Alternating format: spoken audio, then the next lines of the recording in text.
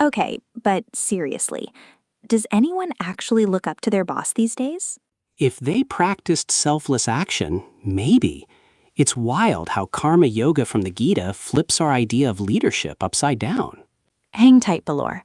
Let us get the episode set up, and we'll be right back to break it down.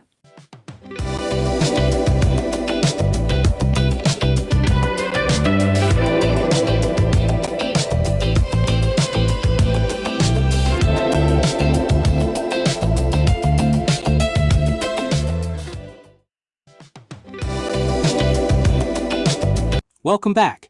We've been exploring karma yoga, the path of selfless action. Last time, we discussed acting without attachment, just for the sake of duty. Right, doing the work without being fixated on the rewards. But today's verses, 3.20 and 21, seem to add another layer to that: leadership. Exactly. They shift the why behind our actions. It's not just about our own spiritual progress anymore. It's about how our actions impact everyone around us. By the end of this, you'll see how every action you take, no matter your title, is an act of leadership. That's a pretty big claim. So, success today is realizing I'm a leader even if I don't manage a team? Precisely. It's about understanding your sphere of influence. To get us started, let's look at the first of our two verses for today, verse 3.20. It says, "By performing their prescribed duties, King Janaka and others attained perfection. You should perform your work to set an example for the world." King Janaka. I remember him being mentioned as a self-realized soul. So, if he was already enlightened, why did he need to keep working? That is the central question. He wasn't working for himself anymore. He was working for Loka Sangraham. It's a key Sanskrit term. Loka Sangraham. What does that mean exactly? It means for the welfare, maintenance, and guidance of the world. Janaka knew that if he, the king, renounced his duties and sat in meditation all day, his subjects would get confused. They might abandon their own responsibilities, leading to social chaos. I see. So his action or inaction would send a powerful message. He had to keep performing his duties perfectly, not for his own sake, but to show everyone else the right way to live. You've got it. He continued his righteous governance, even engaging in conflict when necessary, because his duty was to set the standard for an ordered and just society. He was living, breathing proof that spiritual attainment and worldly duties are not mutually exclusive. That's a powerful idea, that the highest form of spiritual practice can be just doing your job well for the right reasons. And that leads us perfectly into verse 3.21. Whatever actions great persons perform, common people follow. Whatever standards they set, the world follows. Okay, that's incredibly direct. It's basically saying actions speak louder than words. The leader's behavior becomes the benchmark. It's a ripple effect. Think about it in your own life.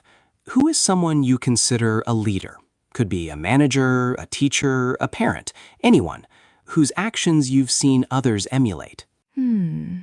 Okay, let me think. I had a project manager once. She was always the first one to admit when she made a mistake. She wouldn't blame anyone. She'd just say, "Okay, I messed that up. Here's how we're going to fix it." And what was the effect of that on the team?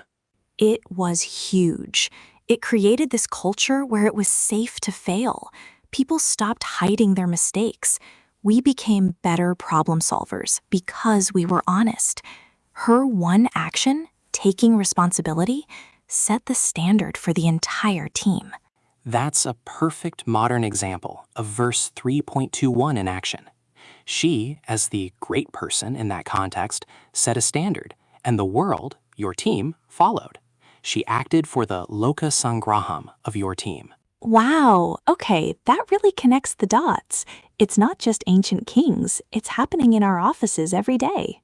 Absolutely. And history is filled with these figures. Mahatma Gandhi is often cited as a prime example of a karma yogi. His concept of trusteeship leadership comes directly from the Gita. Trusteeship. What does that mean? It's the idea that business leaders are trustees of society's resources. Their role isn't just to enrich themselves, but to use those resources for the benefit of all. Think of companies like the Tata Group in India, which have a long history of social responsibility baked into their corporate structure. That's a form of locus sangraham. So it's about a leader seeing their position as a service, not a privilege, like Mother Teresa's work. She didn't do it for fame or money. Her actions were purely for the welfare of others. Exactly. But it's not just for saints and historical icons. Research points to modern examples too. I read about a software engineer in Silicon Valley named Sarah. She started practicing karma yoga. Oh, interesting.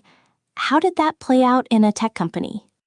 She shifted her focus from just climbing the career ladder to serving a higher purpose within her work. She started mentoring junior developers, not because it was on her performance review, but simply to help them grow. She fostered collaboration instead of competition. And that's like your project manager example. I bet her team's atmosphere completely changed. It probably became a more harmonious, supportive place to work. It did. Her selfless actions had a ripple effect. She became a de facto leader, known for her composure and helpfulness. Modern leadership programs are even building frameworks around this, like the integrated karma yoga model, which has been shown to improve well-being and organizational performance. So, this isn't just ancient philosophy. It's a practical, evidence-based strategy for better leadership and, well, a better society. It is, but that brings up a common challenge. Many people hear this and think, but I'm not a leader. I don't have a title. Yeah, I admit that was my first reaction. I'm not a king or a CEO. Who is following my example? A junior colleague, a child, a younger sibling, a friend who's watching how you handle stress. Leadership in the Gita's context isn't about hierarchy, it's about influence. Everyone has a sphere of influence. The question is whether you use it consciously for the good of the whole. Okay, that reframes it. But what about the opposite problem? What if your leader is a terrible example? Someone who is selfish and sets a toxic standard? A very real challenge.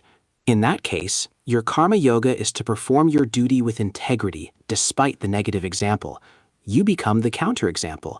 You maintain your standard of excellence and selflessness, creating a small pocket of locus sangraham around you. You lead from where you are. That's harder. But it makes sense. You can't control them, but you can control your own actions. And there's another trap here, isn't there? The spiritual ego we talked about a few episodes ago.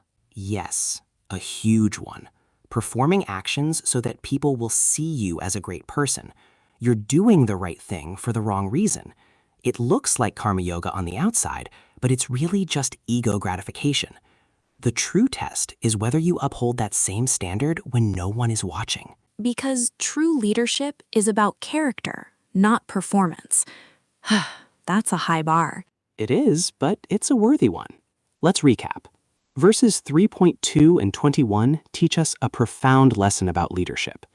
First, like King Janaka, even the most enlightened souls continue to act, not for themselves, but for the welfare of the world.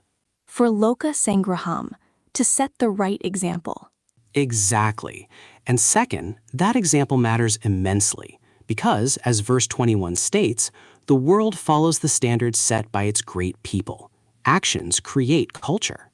And great people doesn't just mean kings and CEOs. It's anyone with a sphere of influence, which is, all of us. You've got it. So here is your practice for the coming days. It's a simple shift in mindset. For the next 24 hours, approach every task, every conversation, as if you are setting the standard for someone who looks up to you. So when I write an email, I write it as if a junior colleague will use it as a template for professionalism.